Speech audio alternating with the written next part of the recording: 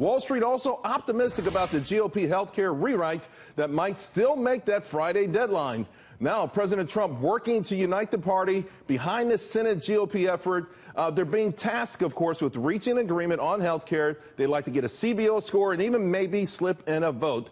It's still facing some difficult public relations aftermath, of course, this delay, and, of course, the prospect of those hostile town halls over the recess period could make this the ultimate race against the clock. So the big question, will they get it done? Let's ask Congressman Andy Biggs. Congressman, thanks for joining the show. Thanks, Charles. Good to be with you. Thanks. Listen, the House had its own version of this tooth and nail, drag out, race against the clock, and they made it by just the tiniest of margins. So we know it's going to be close. How do you think it's going over there? Well, I've talked to several people. I think they're working real hard. I don't know whether to be optimistic or not, but I do think they're going to get something done, to be honest with you. And it's maybe after the 4th of July break, but I am pretty certain they're going to get to where they need to be.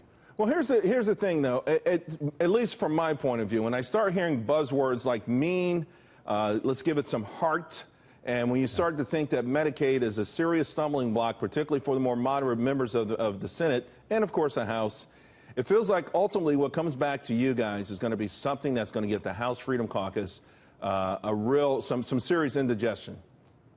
Well, you just really can't be sure. Whatever comes out of the Senate is going to have to go through conference over here, and we're going to have to look at it very closely. So we're watching to see what they do. I know that there's all kinds of proposals over there, but you know what? We're just not going to know until it gets here, and when it gets here, that's when we'll decide, how good it is.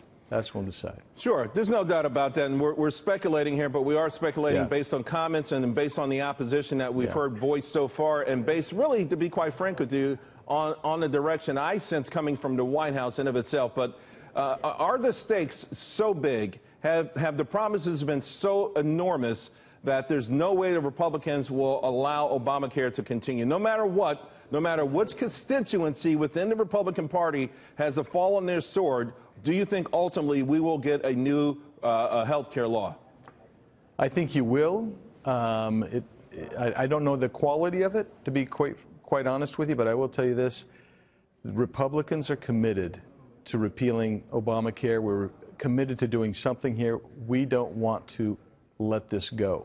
So, yeah, they're going to keep working. That's why I say we should probably be working through August. We've got a lot to do, and this may take a little bit longer than we thought. You know, here's the interesting thing. When I saw Senator Moran yesterday added to it, and I started to do some of the background work, apparently a lot of people gave his office the bum's rush, say, hey, you're going to kill people, you're cutting this, you're cutting that, and that might have swayed him. And it makes me think that if I'm in this process, if I'm in this decision-making process, I'd rather not go on recess. I'd rather not face these town halls, which could be tainted in a way that could even put more pressure on me as a Republican not to vote for a bill. Well, you know what? The people that are coming out to those town halls and saying those types of things, they're not really Republican voters anyway, to be candid with you. They're people out trying to stir up the pot a little bit. And isn't it interesting that so recently we were talking about the collegiality and getting along, and yet we're hearing today and other days things like, oh, yeah, if this bill passes, people are going to die, children are going to die.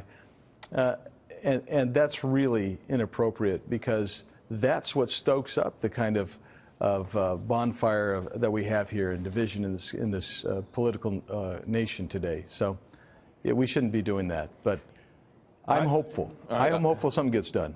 I agree with you 1,000%. In fact, I think the Democrats in this particular case have been their own worst enemy. We need to be level-headed and really think about this as a nation. The stakes are too high. Congressman Andy Biggs, thank you very, very much. Really appreciate it.